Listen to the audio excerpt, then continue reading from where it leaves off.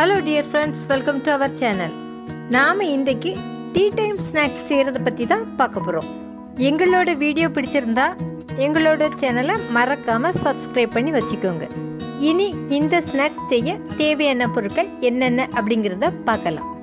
1 cup கோதுமை மாவு எடுத்து வச்சுக்கோங்க.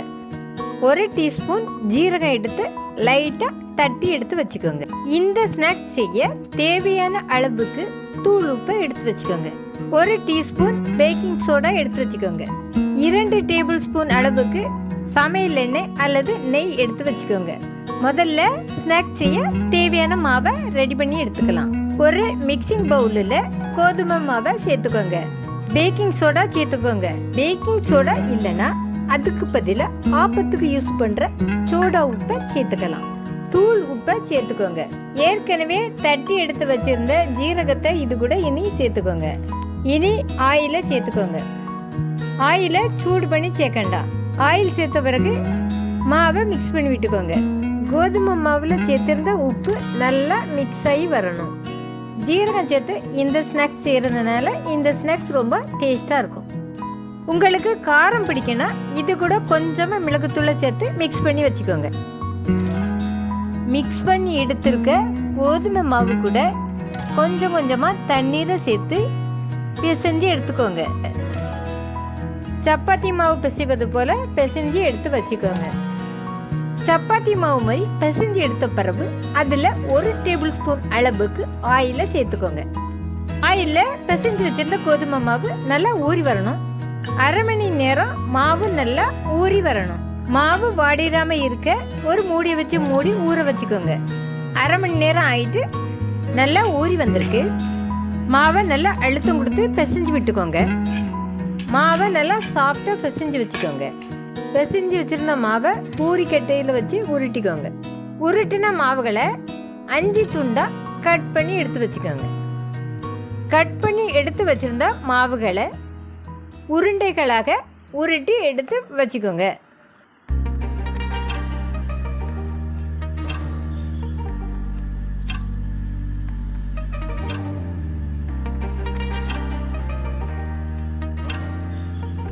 உருண்டைகளை ரவுண்டா திரட்டி வச்சுக்கோங்க.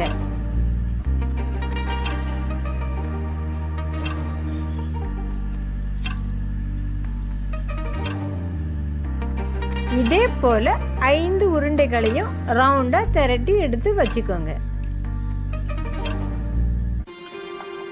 இந்த மாவுக்கு மேல கொஞ்சமா ஆயில தடவி விட்டுக்கோங்க.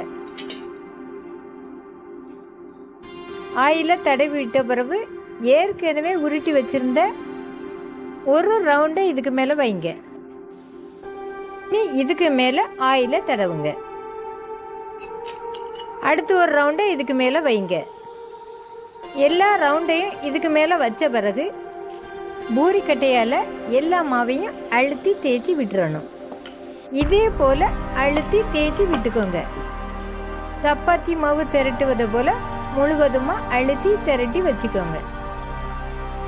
முழுவதுமாக திரட்டின பிறகு கட் பண்ணி எடுத்துக்க போகிறோம்.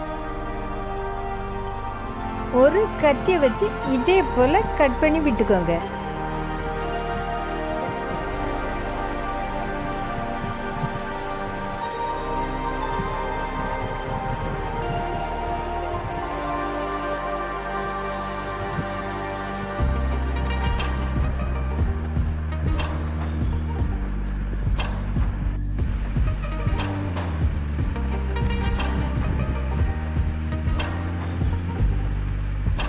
இதே போல் கட் பண்ணி விட்ட பிறகு ஒவ்வொரு பீஸாக எடுத்துக்கோங்க.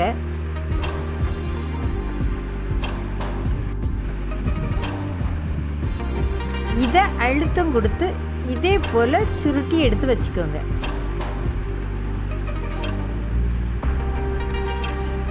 இதே போலவே எல்லா பீஸ்களையும் சுருட்டி எடுத்து வச்சுக்கோங்க. இதே போல் குழந்தைகளுக்கு டிஃப்ரெண்ட்டாக செஞ்சு கொடுத்தா ரொம்ப விரும்பி சாப்பிடுவாங்க. கோதுமை மாவை பயன்படுத்தி இந்த ஸ்நாக்ஸ் செய்கிறதுனால இந்த ஸ்நாக்ஸ் ரொம்ப ஹெல்த்தியானது. மாவோட எண்டில் லைட்டாக தண்ணி தொட்டு வச்சு ஒட்டி விட்டுக்கோங்க. இதே போல் எல்லா பீஸ்களையும் உருட்டி எடுத்து தண்ணியை வச்சு ஒட்டி விட்டுக்கோங்க. இனி ஸ்நாக்ஸை பொரித்து எடுத்துக்கோங்க. ஒரு பாத்திரத்தில் எண்ணெய் ஊற்றி சூடாயிருக்கு. அதில் ஒவ்வொரு ஸ்நாக்ஸையாக சேர்த்து பொரித்து எடுத்துடலாம்.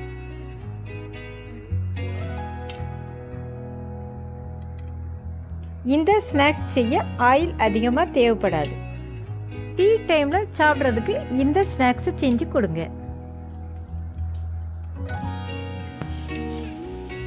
கலர் லைட்டாக சேஞ்ச் ஆனதும் ஸ்நாக்ஸை எடுத்துக்கோங்க. இந்த ஸ்நாக்ஸ் கிறிஸ்பியாக நல்லா டேஸ்டியாக இருக்கும். இது குழந்தைங்களுக்கு ரொம்ப பிடிக்கும்.